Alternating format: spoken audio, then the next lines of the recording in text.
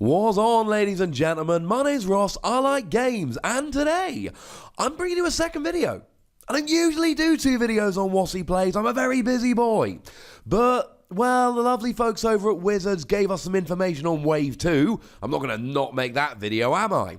And then, also in the reveal, we saw the Windblade card, the one that was teased before Christmas. The problem is, I could not look at that card and do it justice in the video where I'm talking about combiners and green icons and all that good stuff. So ladies and gentlemen, let me fix that now by showing you Windblade. And this is the first, other than Predaking, card that we've actually seen from Wave 2. There are certain cards that are going to be coming out in Wave 2 which are going to change our opinion of this card, which are going to make a difference. I'm going to analyse it the best I can now, but do please bear in mind that things will change when we see the rest of the cards in this particular wave. So with that borne in mind, what do we know about Windblade? Well, if we start off looking at the basics here, we see that it is a 12 cost card. 12 cost card is extremely expensive. Good news is it is still just in range of using I Still Function. But the bad news is it's a 12 cost card. This makes it incredibly expensive. If it's good enough, it's fine. We see the Optimus Prime Autobot Leader sees a whole bunch of play. It's one of the best cards in the game, and that's a 12 cost. In fact, that's a 13 cost. Nemesis Prime is a 12 cost, and that sees a bunch of play. So again, it doesn't matter that it's a 12 cost as long as it's good enough. In terms of health, it has a health of 14. Health of 14 is high. Higher than the average of 12. We like this a lot. In terms of defense, it's got a defense of 2. This is dead on average. And in terms of attack, things are looking pretty good. 5 in alt mode is good, that's higher than average, and 6 in bot mode is very good, 50% higher than average. When I say average, I'm referring to the average of the Wave 1 cards. Obviously that could change when we get into Wave 2. So what we have here is an expensive card, but with a higher than average health and a higher than average attack, and quite a lot to like about it. Cool. But as with so many of these cards, it's a skills that's going to make or break it. In bot mode, when you attack an enemy in combiner mode, each of your characters gets Pierce 4 until the end of the turn.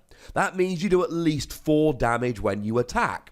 And essentially this could be really, really good or really, really bad. In terms of comparing it to Wave 1 cards, let's be clear, the best piercing card we have in Wave 1 in terms of a character card with Pierce as a skill is Megatron Decepticon Leader, which has Pierce 3. This has Pierce 4. So just off the top of the bat, this is great. It is a superb skill. The question is, what kind of decks are we playing against? If we're playing against a deck playing a lot of blue icons, really focusing on defense, then Pierce is great because you can essentially ignore all of their defending stuff and go straight for the Pierce. One of the characters which hasn't seen as much play as maybe it should, and probably will in the future, is Wossy, who has Pierce equal to her attack. So there's a very good chance that if these blue decks do become very popular, cards like Wossy will be good, and an automatic Pierce 4 is a great, great thing. But it's only against combiners, which is how we end up with it being higher than any other character. Now, we've only seen 1 combiner so far. We know that we're getting 6 of them.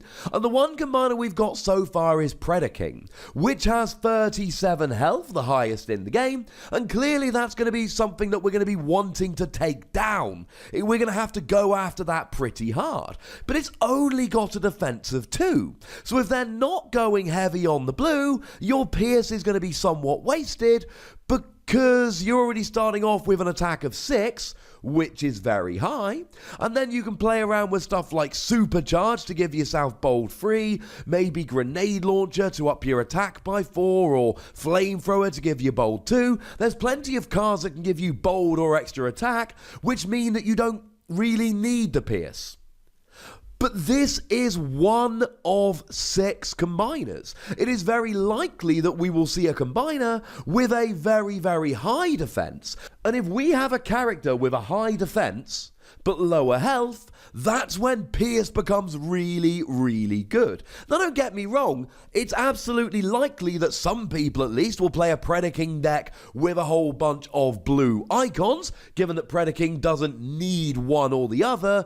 Metroplex, which is not a combiner, but it's a similar kind of thing, that really does need a mixture of battle icons because of the skill that gives you a huge advantage if you flip 2 white, 2 orange, 2 blue.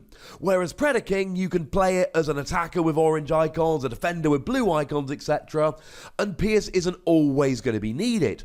But we may well end up with one of these characters that does, and in that respect, ladies and gentlemen, Pierce could be great. So watch this space. In terms of the bot mode skill here, when you flip to this mode, reveal the top card of your deck. If it has battle icons of at least 2 different colours, you may play it. Now, at the moment, this is not that great, because we have 2 battle cards that meet this description. As it stands at the moment, we've got Rollout, which has a blue icon and an orange icon. And we have Matrix of Leadership, which also has a blue and an orange. As a side note here, the fact that Windblade has this skill tells us very clearly there are going to be more cards that have this. And they're not just going to be orange and blue. Bearing in mind the only battle card we've currently seen from the new set has a green icon, I think it's fair to assume that we're going to get a much wider mix of icons in Wave 2 than we got back in Wave 1.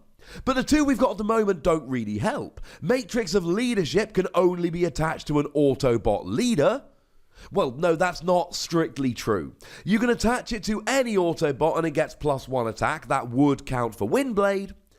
But each of your other characters has +1 attack and Pierce 1, if you can put it on an Autobot leader. Now that's really good for Windblade because that Pierce 1 adds on to her Pierce and gives you Pierce 5. And we have Autobot leaders like the aforementioned Optimus Prime Battlefield Legend, which would make a 25-star deck along with Windblade.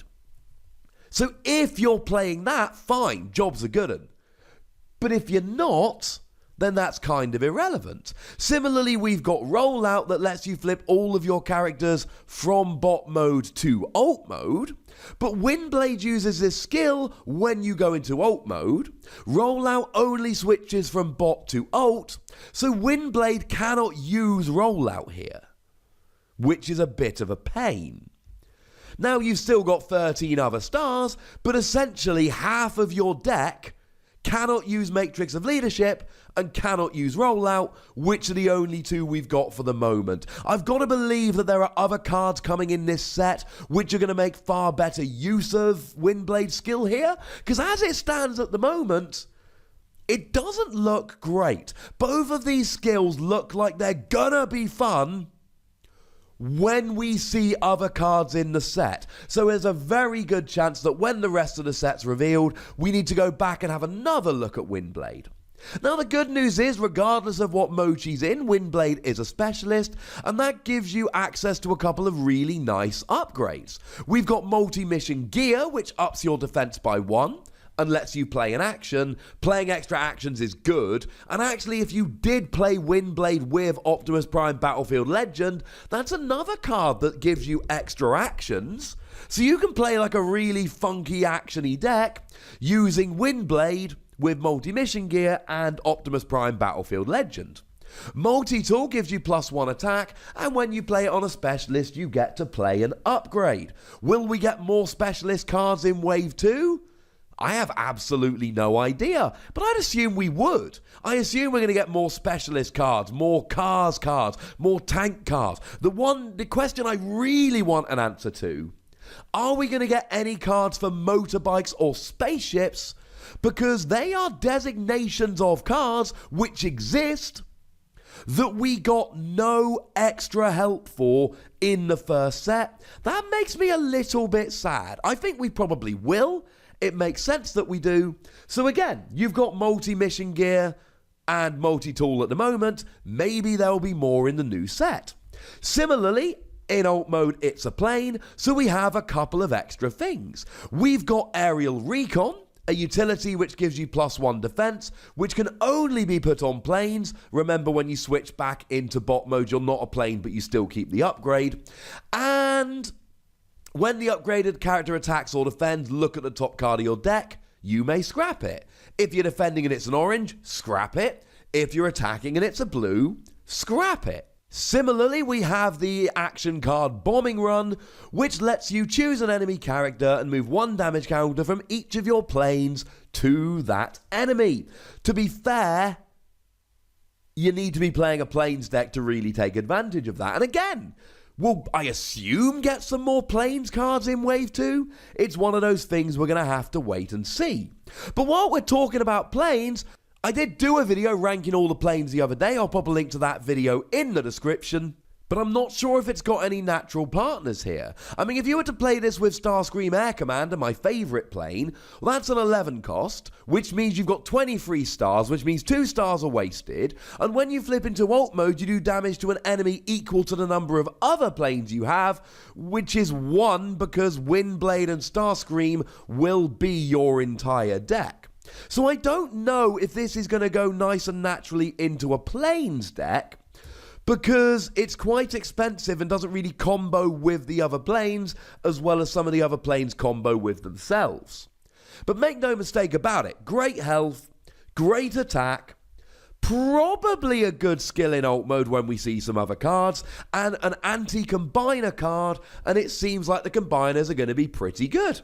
So I am cautiously optimistic about this. I suppose, as always, we'll have to see which other cards come out and if they make a difference. But for now, I'd like to know what you think about this, ladies and gentlemen. So do let me know in the comment section. Tell me what you like about Windblade. Tell me what you would play her with. Go nuts. But please do remember the most important rule as always. Be nice, would ya?